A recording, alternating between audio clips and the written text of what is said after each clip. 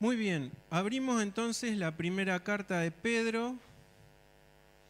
Nos quedamos en el capítulo 2, habíamos leído del 9 al 10, vamos a avanzar un poquito más si podemos. Dijimos que estos versículos hablan de la identidad del Hijo de Dios. Recordamos que Pedro toma todo lo que les dice ahora a estos hermanos, ¿de dónde lo toma? De cosas que correspondían ¿a quién? Fuerte.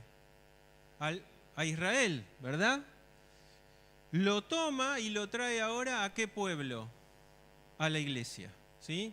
Y les recuerda la identidad a pesar de las circunstancias difíciles que estaban pasando estos hermanos. ¿Se escucha bien o no? ¿Me escuchan ahí al fondo? Bien. Dice el verso 9, mas vosotros sois linaje escogido, real sacerdocio, nación santa, pueblo adquirido por Dios, con un propósito. ¿Cuál es? Para que anunciéis las virtudes de aquel que os llamó de las tinieblas a su luz admirable. Vosotros que en otro tiempo no erais pueblo, pero que ahora sois pueblo de Dios. Que en otro tiempo no habías alcanzado misericordia, pero ahora habéis alcanzado misericordia. Hoy se recordaba también este hecho, ¿no?, del lugar donde el Señor nos sacó. Y recordábamos también la última clase que sin Cristo no importaba la condición económica que hubiésemos tenido o el lugar donde estamos, ni la raza, ni el sexo, ni nada. Sin Cristo estamos en tinieblas, dice. Y Él nos sacó de las tinieblas a su luz admirable. Nosotros estamos en luz porque estamos en Cristo, no porque estamos en la iglesia Calle Salta o pertenecemos a una religión o... Solamente podemos tener luz por medio de ¿quién? De Jesucristo, porque Él es la luz que vino al mundo, ¿sí? Vamos a leer algunos textos que nos quedaron pendientes la vez pasada. Cristian, vos tenés el micrófono. Buscate Efesios 2, 11.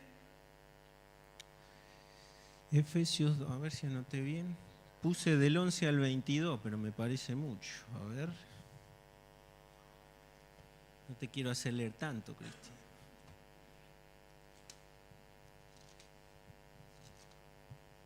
Efesios 2.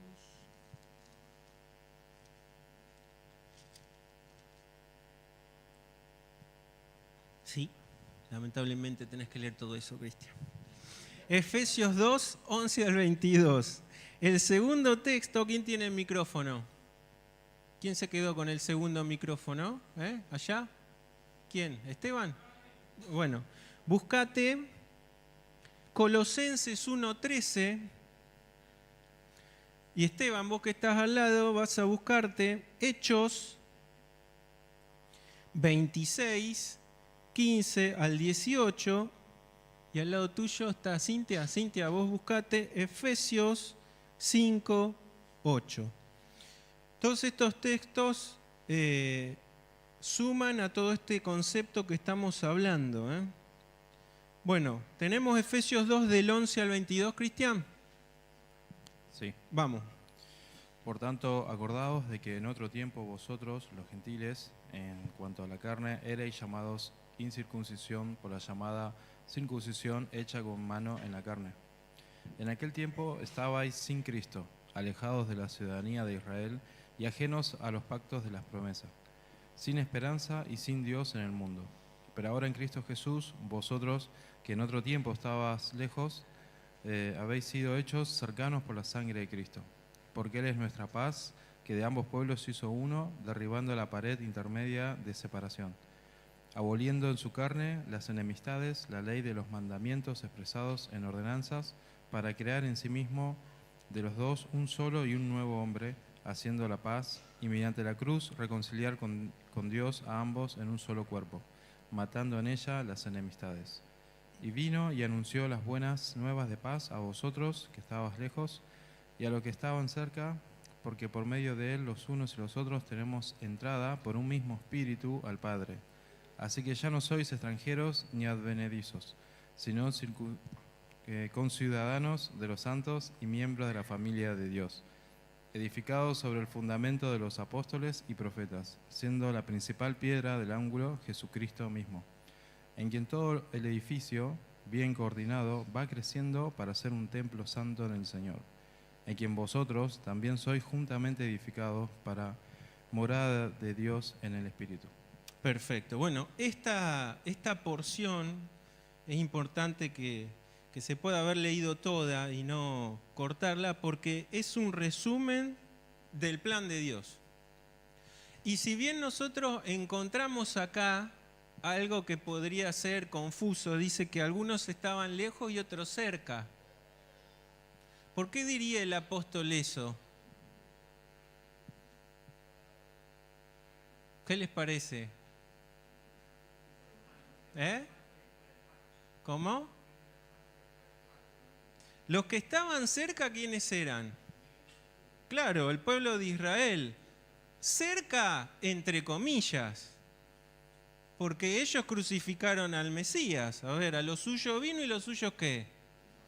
Y Jesús constantemente decía que había hallado más fe cuando él estuvo en un gentil que en uno del pueblo. Pero esa cercanía que Pablo dice acá era por el privilegio de haber tenido la revelación de Dios. No se le dio a otro pueblo, la revelación de Dios se le dio a Israel. Hablamos de eso, de cómo ellos con su celo conservaron los textos bíblicos, pero no se acercaron al contenido de esos textos. Se apartaron, hicieron la suya, hasta pusieron tradiciones propias por sobre la ley. Entonces, en ese sentido estaban cercanos, es decir, tenían menos todavía, menos que decir de los gentiles en cuanto a Dios, ya había tenido misericordia con ellos. ¿Y ellos qué hicieron? Rechazaron. Y por eso ellos caen del pacto. Y en Cristo Jesús hay un nuevo pacto. Y acá dice que entonces ahora en ese nuevo pacto, ¿quiénes están? Todos. Los gentiles que estaban alejados de ese antiguo pacto y también judíos que ahora en Cristo Jesús y por su sangre pertenecen a un nuevo pacto, es decir, a un pueblo nuevo, que es la iglesia. ¿En qué se basa la iglesia? No se basa en un papa, no se basa en un pastor, ni en una religión, ni en una denominación. Dice que la piedra, ¿cuál es? Jesucristo mismo. A partir de Jesucristo se construye todo ese edificio. Y esto es importantísimo que lo tengamos en cuenta siempre. Como hoy recordábamos también, en Jesús, dice un himno viejo, es Jesús la viva fuente, en la que he apagado yo esa sed que consumía mí. Ningún hombre puede apagar esa sed, solo Jesucristo. No hay religión tampoco que pueda apagar esa sed, solo en Jesús. Y entonces dice que en nosotros, termina diciendo, en vosotros también sois juntamente edificados para morada de Dios en Él.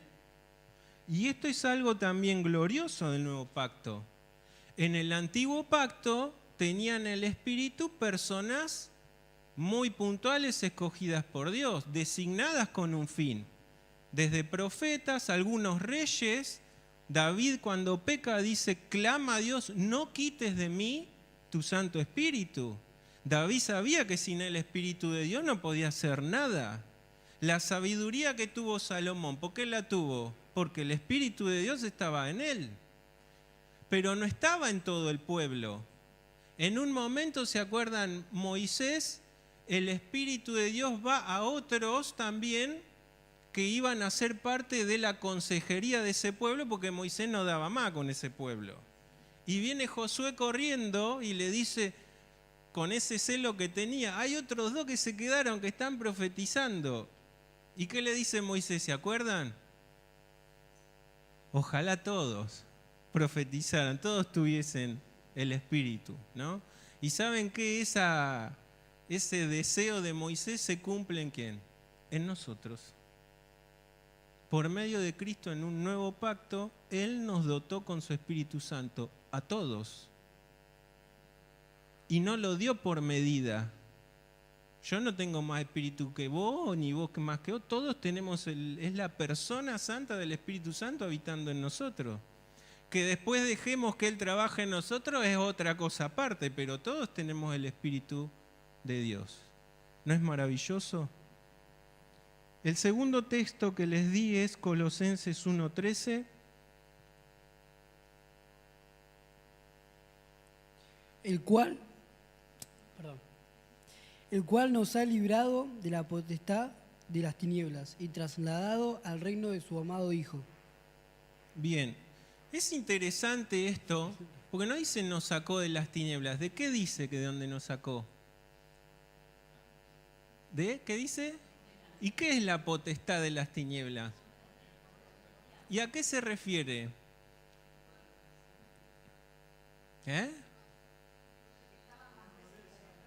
Muy bien. Y si estaban en el poder de las tinieblas, ¿quién opera en los hijos? ¿Vieron que a veces nos pasa a nosotros decir hay personas tan buenas, le falta ser cristianos? ¿No les pasa? Siguen estando bajo el poder de las tinieblas. Es cierto que sin Cristo hay personas que tratan de tener una moral acorde y hasta son personas incluso hasta dadivosas algunas, ¿no? Pero sin Cristo estás bajo el poder de las tinieblas.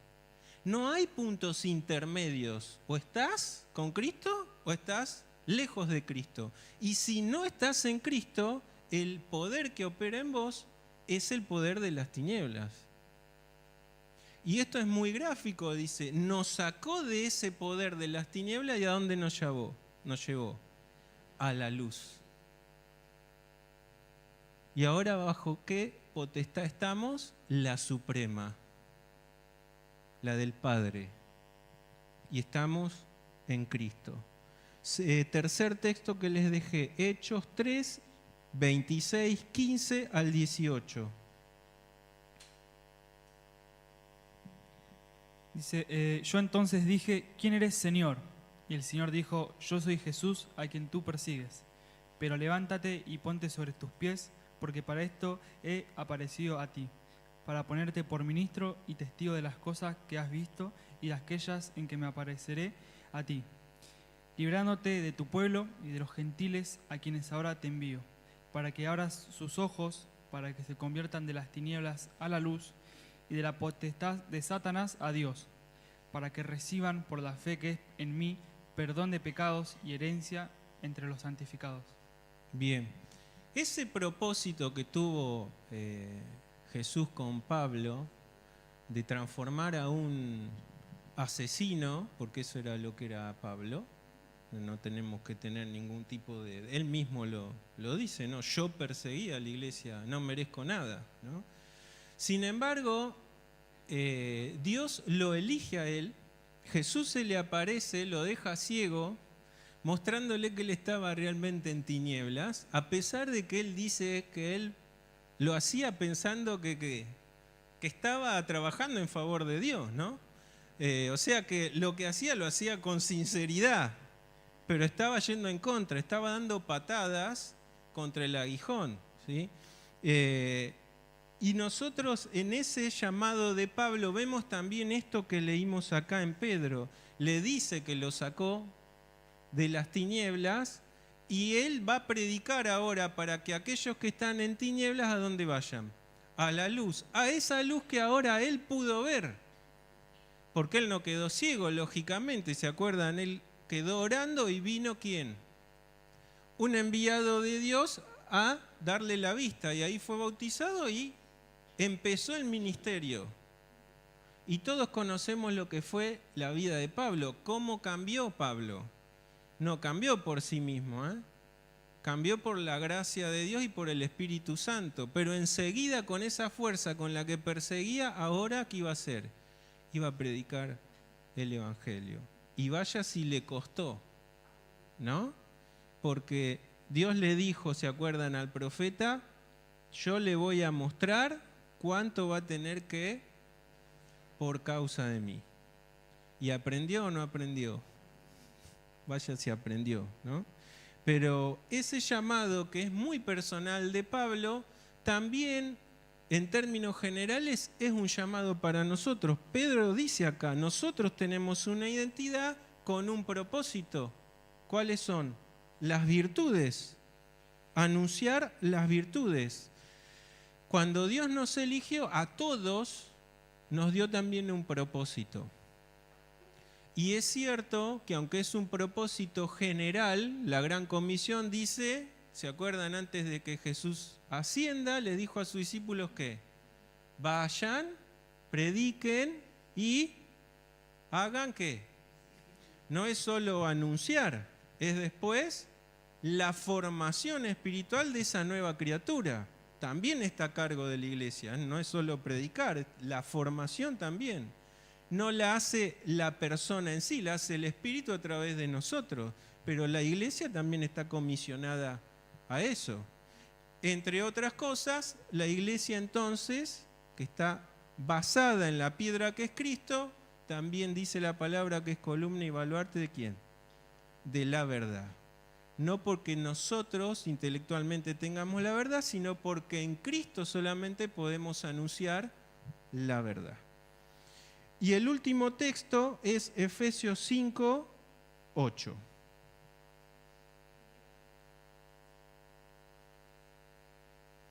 Porque en otro tiempo eras tiniebla, mas ahora sos luz en el Señor. Andad como hijos de luz. Perfecto. Y un poco habíamos hablado eso también.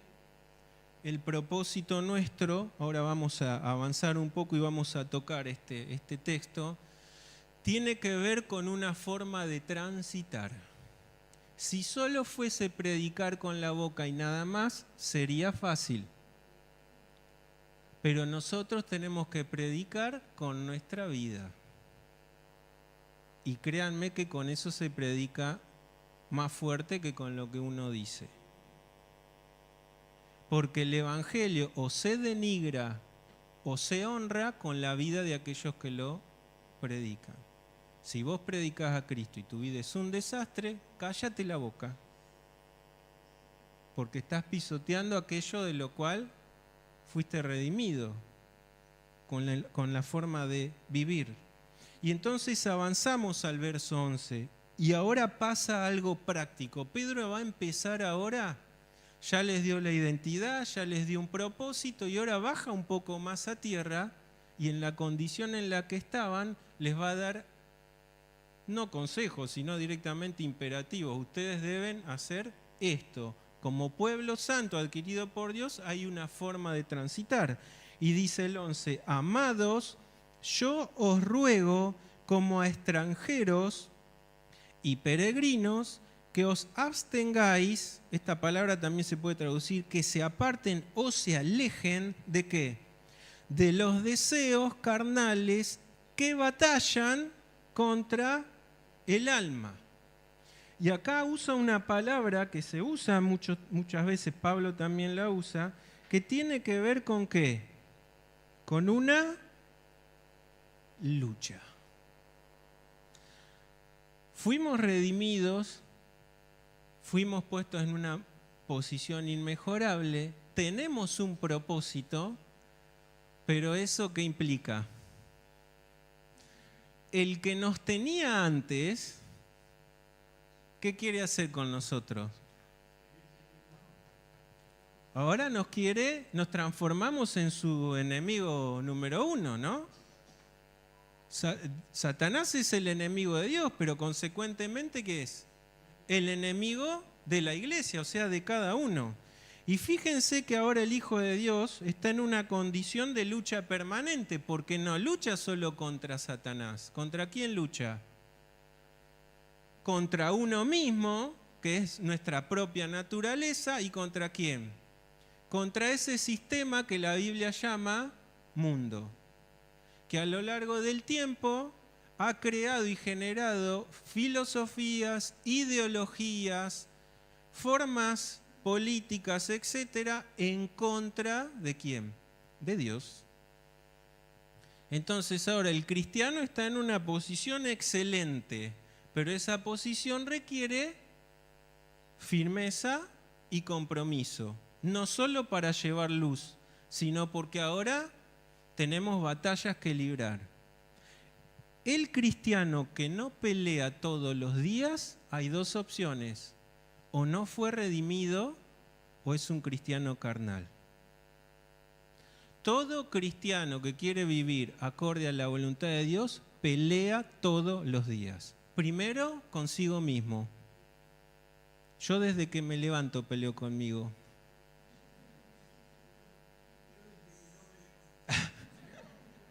Después con el mundo, porque continuamente nos bombardean.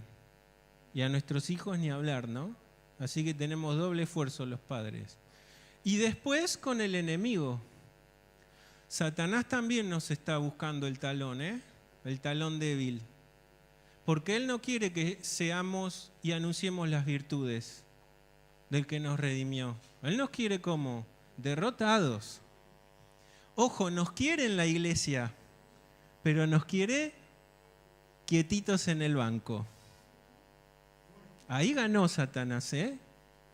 Si tu vida como cristiano pasa solo por un asistencialismo y un estar quietito y respetuoso en el banco, y el resto de la semana sos como cualquier mortal, y bueno, ahí no estás peleando, no hay batallas.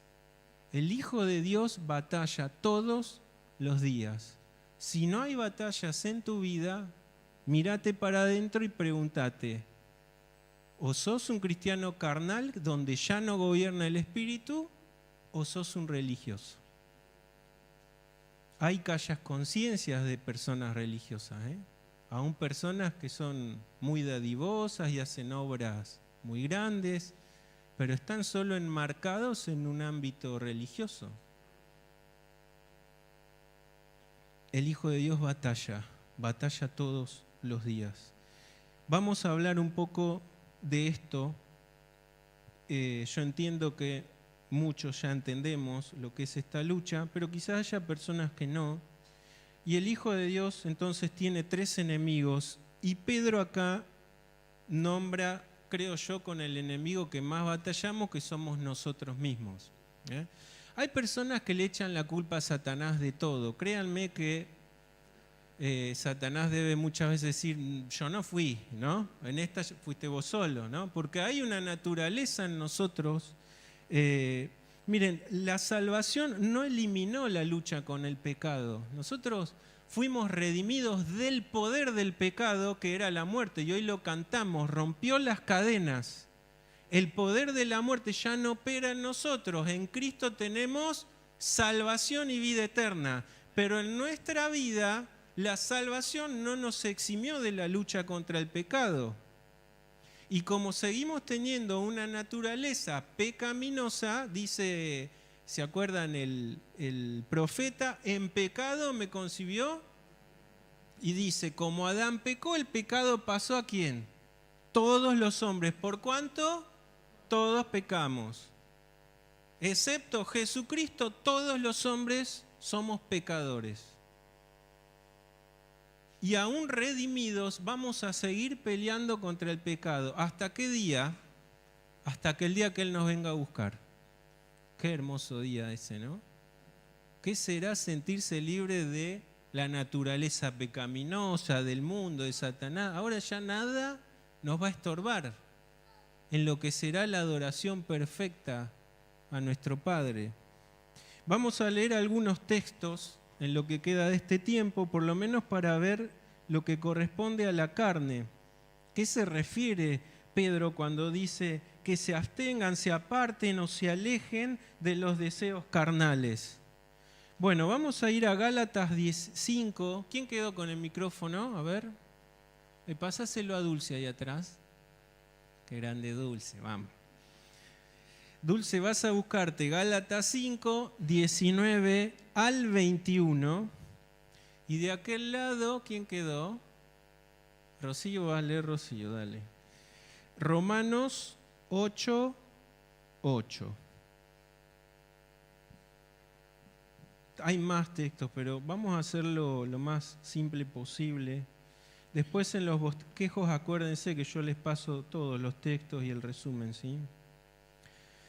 Dulce, ¿tenemos Gálatas 5, 19 al 21? Sí. Dale.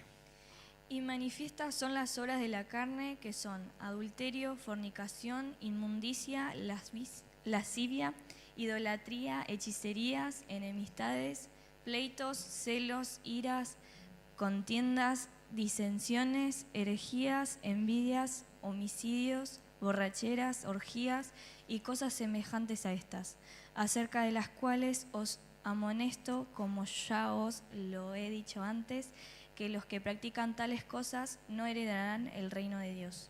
Bien. Una lista un tanto larga, ¿no?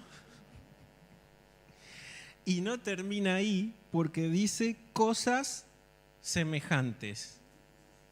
O sea que porque vos decís, bueno, no hice nada de esto, pero hay alguna otra que zafo. No, cosas semejantes. Y hay otros textos que podríamos complementarlos. Pero fíjense que los deseos de la carne, pues siempre que se habla de esto, uno va a lo sexual por lo general, ¿no? Y trasciende mucho más que los malos deseos sexuales y todo lo que tiene que ver con eso, ¿no? Porque fíjense que habla de idolatría. A lo largo de la historia el ser humano tuvo inclinación a ser idólatra. Cuando Dios elige a Israel, lo primero que le dice, ¿cuál es? Ni se te ocurra hacerte imágenes, ni tener siquiera los dioses que tienen los pueblos vecinos, a los cuales incluso se les sacrificaba vidas humanas. Ojo, cuidado esto con ponerle la catalogación de ángeles de luz a los pueblos originarios. Que algunos hablan la conquista y como que era el demonio que vino y conquistó. No, querido, los aztecas sacrificaban personas a su dios, ¿eh? No eran seres de luz, eran hombres como nosotros, pecadores igual. Y eran tan conquistadores como los mismos españoles. De hecho, Cortés cuando viene puede ganar porque se alían a él otros pueblos que habían sido subyugados por ellos. Así que nada se le escapa a Dios de las manos. Todas las conquistas que hubo, los imperios que crecieron y después cayeron, todo él lo sabía. Y muchos de esos imperios cayeron por la inmoralidad y el pecado que llegaba hasta las mismas puertas del cielo. Y Dios empleó juicio. El pueblo de Israel fue su brazo de juicio contra muchas naciones y por eso Dios decretó exterminio. Porque el pecado, hay un punto que Dios es misericordioso, pero también ejerce su justicia. Entonces, nada de lo que ha pasado en la historia se le escapó a Dios de las manos. Todo lo que pasó, pasó por designio de su voluntad. Y esto a veces es difícil de entender, ¿no? Porque nosotros a veces queremos ser hasta más buenos que Dios, ¿vieron? Pero Él es justo, aunque no entendamos muchas cosas, Él es justo. Y todos fuimos pecadores. Él tuvo misericordia y sigue teniendo misericordia con los hombres. Pero hay momentos en que Él también aplica su justicia. Y dice acá, los celos. ¿Quién puede estar alejado de esto? ¿Quién no fue celoso alguna vez? Yo muy poco. Enemistades. Puede confirmar. No sé si al revés sería la cosa, pero no importa. Disensiones. ¿Quién no ha tenido disensiones? Primero con nuestros hermanos, ¿no? De chiquitos, papacito, ¿no? De los pelos, todo, ¿no? Disensión. Y en la medida que pasa el tiempo seguimos teniendo disensiones. Envidias. Borracheras, nadie de nosotros. No, acá no. ¿Cómo? Bueno, ya vamos a hablar un poco de eso más adelante también. Bueno, fíjense que nadie zafa. Sí, de algunas cosas por ahí no caímos. Aunque el Señor Jesús dice, cuidado, quizá vos no cometiste actos de adulterio, pero si pensaste, ¿qué pasó? Y ante los ojos de Dios ya es pecado. Lo hiciste acá arriba, no lo llevaste en el ejercicio, pero está acá, ¿no? Entonces, hay mucho más de un ejercer, sino también, por eso muchos dicen, las batallas se ganan primero acá arriba, porque donde vos haces trabajar después se implanta en un hábito y después ¿en qué va? En una forma de vida, ¿no? Y ahora dice que los que practican esas cosas, ¿qué dice? No heredarán el reino de Dios. Cuando nosotros fuimos redimidos, no estamos exentos de cometer algunas de estas cosas. Rivalidades muchas veces siguen habiendo, envidias también, celos también, iras también, soberbia, orgullo. El problema es que nosotros ahora en Cristo tenemos la capacidad de no ser dominados por esto. A esto se refiere. Los que son dominados por esto no pueden heredar el reino de Dios, pero nosotros fuimos librados de ese poder. Ahora, el despojarnos de ese viejo hombre depende de a quién sigo yo. Si a mi carne, como dice Pedro, los deseos, ¿sigo dándole rienda suelta a esos deseos o ahora quiero agradar a Dios? Porque créanme que un cristiano carnal es peor incluso que alguien no convertido, que alguien que no conoce a Dios. Porque la Biblia dice que habiendo conocido es como el perro que vuelve ¿qué? Al vómito. Entonces, lo primero que Pedro les dice a estos hermanos, y nos dice a nosotros la palabra, aléjense, apártense, absténganse de esos deseos que batallan contra el alma. Y uno podrá pensar, ¿por qué Dios cuando nos creó con esos deseos?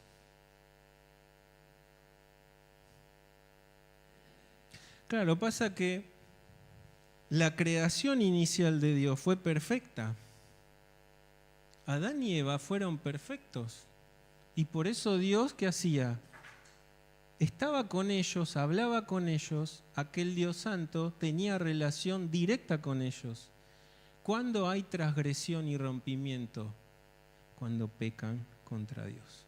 Y eso se ve en la manifestación de que ahora están apartados de ese huerto, ¿no? Por eso el pecado separó al hombre de Dios. Pero en Cristo Jesús tenemos la reconciliación con Dios. Y por ende las virtudes de aquel que nos redimió es la palabra, como dice Pablo, de reconciliación. Nosotros predicamos no para que se reconcilien con una iglesia o una denominación, sino para reconciliarse con Dios. Porque mientras hay pecado es imposible acceder a su presencia, incluso demandar que Él escuche. Nosotros, nuestras oraciones solo pueden llegar a Dios porque fuimos reconciliados por medio de Cristo. Vamos terminando. 5 minutos. Romanos 8:8. Y los que viven según la carne no pueden agradar a Dios. Esto le está hablando a hijos de Dios. Hijos de Dios que tenemos también el riesgo de vivir según la carne. Cuando un hijo de Dios vive según la carne, no agrada a Dios. Y como somos hijos de Dios y Él es nuestro Padre y el Padre nos ama con perfecto amor, muchas veces nos tiene que corregir, ¿verdad? Nos tiene que disciplinar. ¿Es linda la disciplina? Entonces abstengámonos de vivir según la carne. ¿Y saben qué? Disponete a batallar. No cedas, no te relajes, porque cocodrilo que se duerme En el plano espiritual, el Señor Jesús continuamente le dijo a sus discípulos, velen. ¿Qué es eso? Despierten, estén despiertos.